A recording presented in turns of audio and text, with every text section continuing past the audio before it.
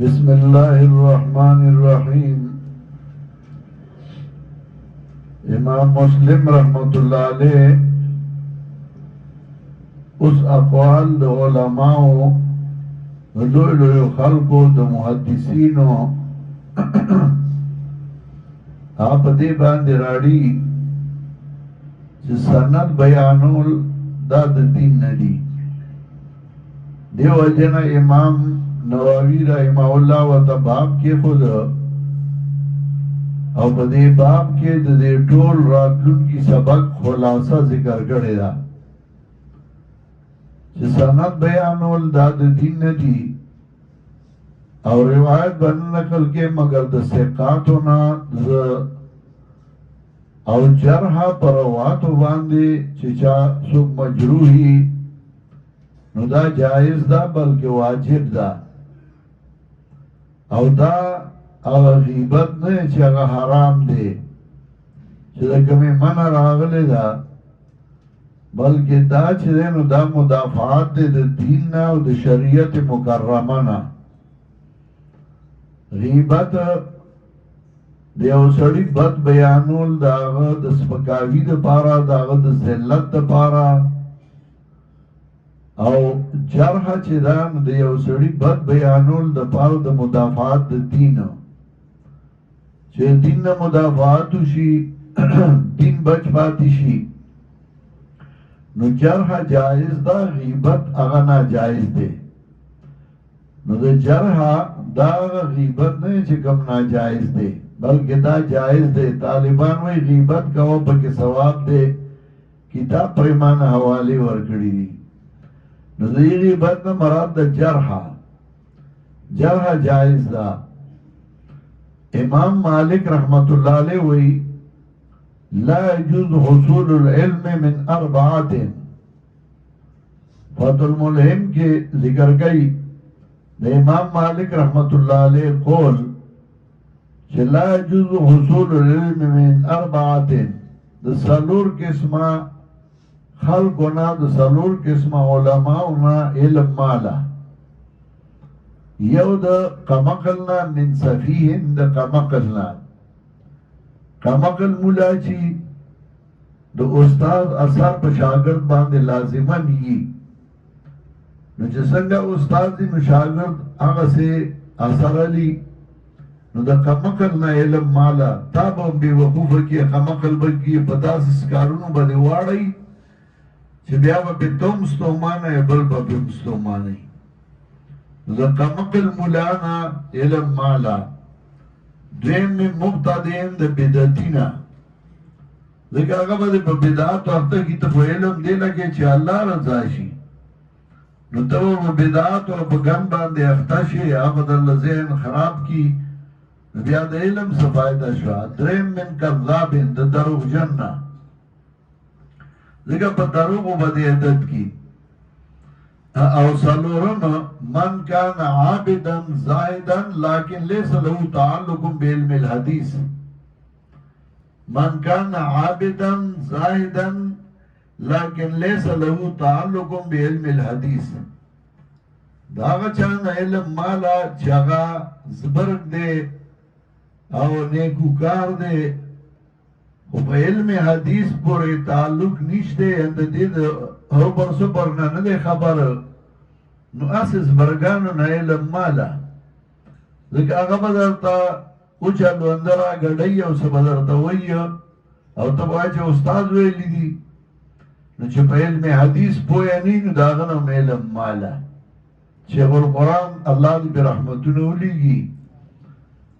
زما خپل شوق او سبق تا په ما پلار سبق نه دی ویلې ګوره دا یاد ساتي نه بلکې ما سکول وی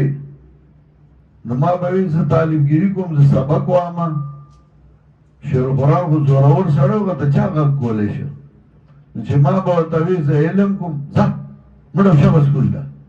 نو بیا دویمه خبره چا کولی شو نو سکول ته به روان شوم نو په امتحان کې هم چېرې ما کتاب نه و کتلی کار مې نه و کړی ما به چې زه ټیل شم چې سکول را باندې بس کی ابا بیا پاس شوم نو کله کله به دوره غوسې واغستم په دې پټو په دې میان بدلم دغه زموږ سکولو نو تماکو ډانډې به مې سترګو کې و چې سترګې مې خوږ شي چې سکول ته نه ځم نه مې خوښ سکول و شیخ القرآن به بېشه وه نو ما به کله مور ته مینت وکړه چې ورته ووایه چې زه سبق وامه کله به مې نیکه ته ووایې د مور د ضربه نیکه مې او شیخ القرآن بېشه وه سکول ته ده چې لسم مې پاس که نو بیا یې را باندې بیا یې زه سبق ووایه نو بیا ما زه ډېر خوشحاله شوم په هغه ورځ ما چې څومره طالبانو دلته نو هغوی ټولو له مې ډوډۍ کړې وه خوشحالی نه دا علم ما په خپله خوښه او په شوق کړی و دا نه وه چې په ما پلار مې مولا و نو به په ما علم وکړو په شوق چې کوم کار وکړي زیدي په شوق باندې سبق وایي وی وایه چې نه وایي به بیا پې مزدوري کو دغسې مه پرېږده کار پې کو سکول پہ وایا کار پہ کو سب پہ کو اسے مپریدا نو ما په شوق باندې علم کړو نو بیا هغه زمانه کې سمولیان دا چې هغه ډېر مشهور و دغه نو زه سرکای ته ولېږلم د باجوړ دلته یو طالب و عبدالوهاب مولوي صاحب اوس هم ژوندی دی الله دې ښه ساتي نو طالبانو ته ویل یاره فنون څوک ښه وایي طالبانو ورته ویل چې سرکای بابا ډېر ښه فنون وایي نو تر کافي پورې خو ما دلته ویلي وو نو هغې ولېږه چې دغه سرکار بابا ته وایي زه توحید رالېږم او که ته ورته سبق ویلی شي خو ډوډۍ به خپله خوري د وظیفې ډوډۍ پرې نه خورو نو چې لاړ نو هغه راغې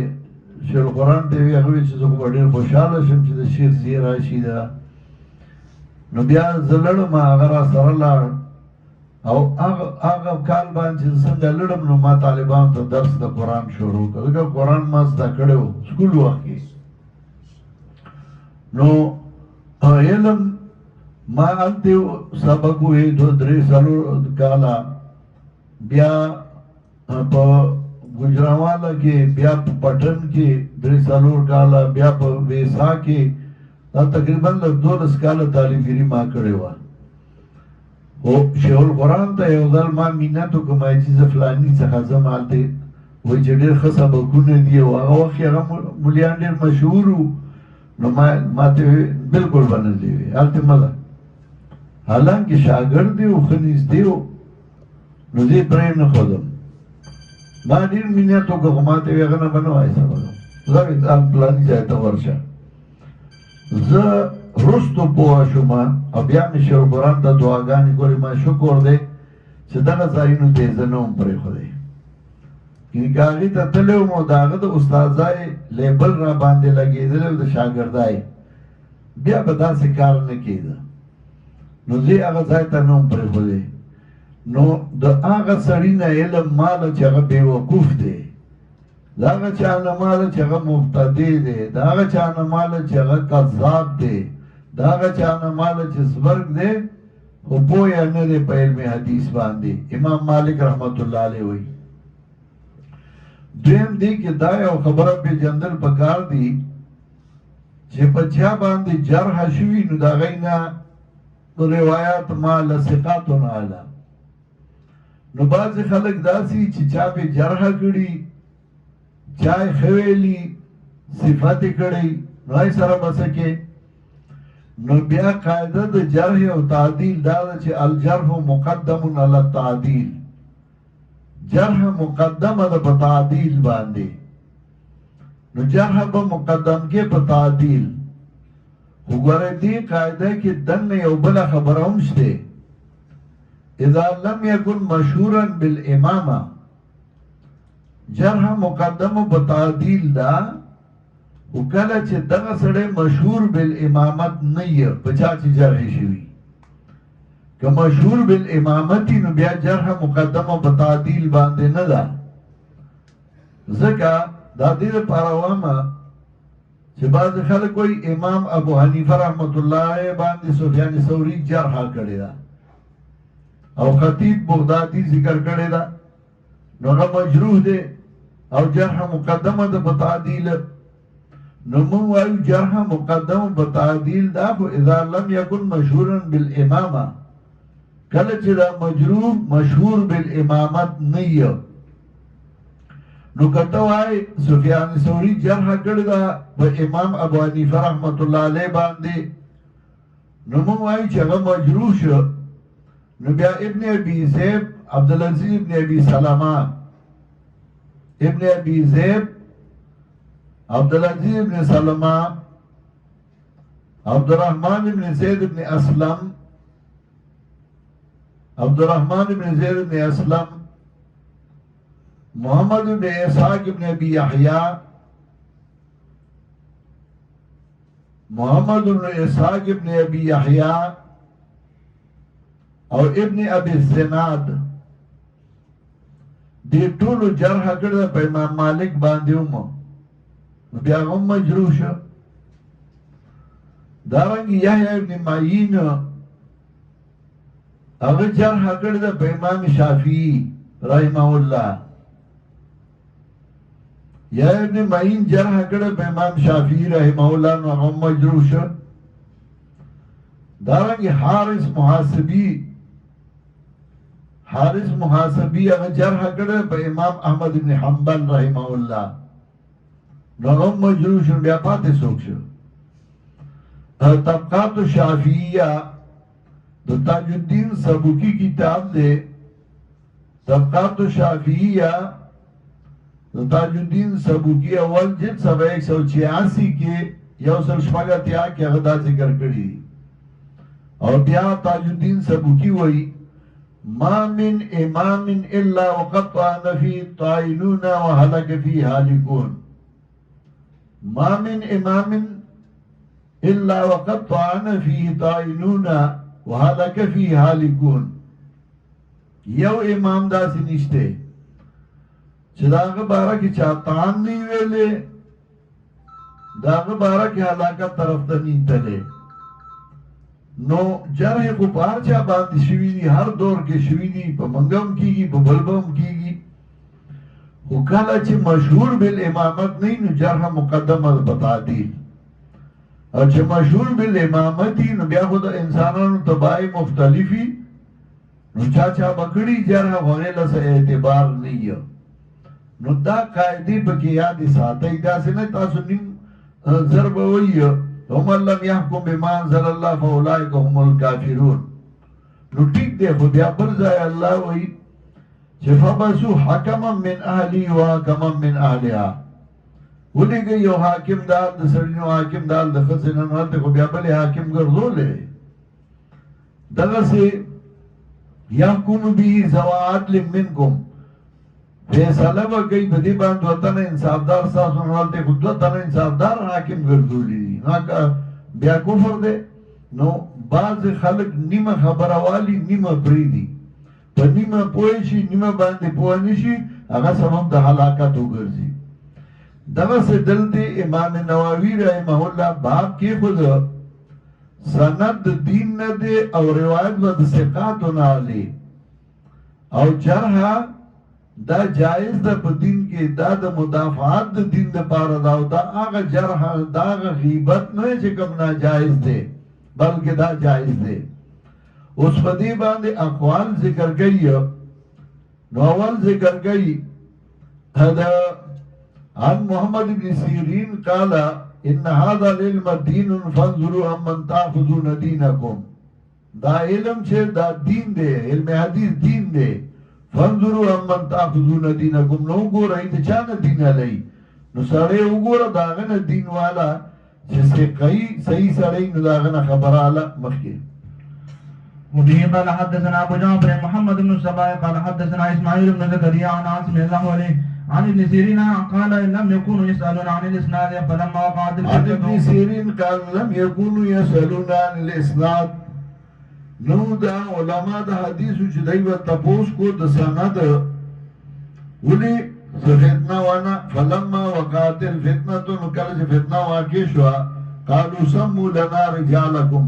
نو بیا به دوی مونږ ته نوم والی د استادانو استاسو رجالکم د رجال استاسو یعنی چا نوم دا اورېدلې تا چا نه اورېدلې بل چا نه اورېدلې فینظر الى اهل السنت فیوخذ حدیثهم نو کته بشو متبعین د سنت تا نو غسته بشو حدیث دی او کته بشو بدعتیان تا فلا یوخذ حدیثهم نو دغین به حدیث نشو غسته نو معلومی کی دا د مبتدین حدیث مالا دی وی سند منظور دی هغه سند هم ګډوډ شو فلا یوخذ حدیثهم نو بشي غسته دینه حدیث مخی. وبه قال حدثنا اسحاق بن ابراهيم الحنظلي وقال اخبرنا عيسى وهو بن يونس قال حدثنا وزاعي عن سليمان بن موسى قال لقيت طاووسا فقلت حدثني فلان كيت وكيت قال ان كان ماليا فخذ عنه. عن سليمان بن موسى قال لقيت طاووسا زمخامخ شم طاووس سرا فقلت حدثني فلان كيت وكيت ما ته فلاني حدیث بیان کړي دا فلاني حدیث فلاني حدیث قال ان كان مالئا فخذ عنه نو ما ته وی کده سقای نو اخلتنا حدیث مطلب ته وګوره که سقای نو حدیث دی والا که سقای نو مالته حدیث مخی. وبه قال حدثنا عبد الله بن عبد الرحمن الدارمي قال اخبرنا مروان يعني ابن محمد الدمشقي قال حدثنا سعيد بن عبد العزيز عن سليمان بن موسى قال قلت لطاووس ان فلان حدثني بكذا وكذا قال ان كان صاحبك ماليا فخذ عنه. کده ملئن یعنی دے سقای نبیاتنا حدیث والا مخیر. وبه قال حدثنا نصر بن علي الجهزمي قال حدثنا الاسماعي عن ابن ابي الزناد عن ابي قال عن ابن ابي الزناد دنم دے عبد الله بن زكوان ابو عبد الرحمن قال ادركت بالمدينه 100 كلهم مامون ما يؤخذ عنهم الحديث يقال ليس من اهله. ما په مدینه کې سل کسان مندلی و چې ټول بچو د دروغونه كلهم مامونون ټول بچو د دروغونه هم یؤخذ عنهم الحديث نبشاغسته د دین حدیث ولي یقال ليس من اهل ویل بشي دا اهل د دین دي چې حدیث تنواله نور زینو وبکه. وبه قال حدثنا محمد بن ابي عمر المكي قال حدثنا سفيان حدثني ابو بكر بن خلاد الباهلي واللفظ له قال سمعت سفيان بن عيينة من مسعر قال سمعت سعد بن ابراهيم يقول لا يحدث عن رسول الله